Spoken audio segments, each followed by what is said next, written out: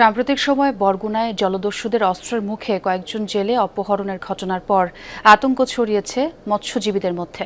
ভয়ে নদীতে মাছ শিকার করতে যাচ্ছেন না অনেকে।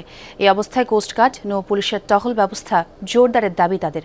এদিকে কোস্টগার্ড, র্যাব ও নৌ পুলিশের সমন্বয়ে কম্বাইন্ড অপারেশন পরিচালনার কথা জানিয়েছেন পুলিশ সুপার।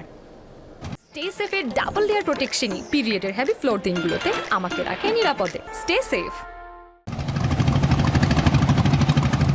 দক্ষিণাঞ্চলের উপকূলীয় জেলা বরগুনা। বঙ্গোপসাগরের কোল ঘেঁষা এই জেলায় জালের মতো ছড়িয়ে আছে পায়রা, বিষখালী ও বলেশ্বর নদ নদী। তীরবর্তী এলাকার বেশিরভাগ বাসিন্দা মৎস্য আহরণের মাধ্যমে জীবিকা নির্বাহ করে। গত ৮ জানুয়ারি সুন্দরবনের কটকা এলাকায় নৌকা নিয়ে মাছ ধরছিলেন পাথরঘাটা উপজেলার পদ্মা গ্রামের বাসিন্দা সিদ্দিক মিয়া। এ সময় হঠাৎই জলদস্যু জাহাঙ্গীর বাহিনীর লোকজন তাকে অপহরণ করে নিয়ে যায়। পরবর্তীতে নির্যাতন করে পরিবারের কাছ থেকে মুক্তিপণ আদায় করা হয়। খুব মারধর করছে। এরপর আমি কোথায় পামু টাকা? আমার এরকম অবদার পারে থাই, আমার 3টে বাচ্চা, আমার ঘর দুয়ার ভাঙ্গাচুরা, এগুলো বেচলেও তো আমার হইবে না। এই কারবারই আমাকে যদি মাছ না ধরতে পারি, আমার কিভাবে কি চলবো, আমার সংসার কিভাবে চালামু? একইভাবে 21শে ফেব্রুয়ারি রাতে সুন্দরবন সংলগ্ন বঙ্গোপসাগরের মেহেরআলী এলাকায় মাছ ধরছিলেন 14 জেলে। এ সময় জলদস্যুদের উপস্থিতি টের পেয়ে পালানোর চেষ্টা করে তারা। পরে দস্যুদের ছোড়া গুলিতে আহত হয় 2 জন। এদিকে অপহরণের পর এখনো মুক্তি মেলেনি রুহিতা গ্রামের কয়েকজন জেলের। আমার জাল কাটতে দিয়া দৌড় শুরু করলাম মন্তর পিছন থেকে খালি গুলি করলাম। এই অঞ্চলে মূলত ডাকাতি হইতে গভীর সমুদ্রে, আর এখন ডাকাতিটা হইতেছে এখান থেকে গাঙ্গে নামলেই ধরে নিয়ে যায়।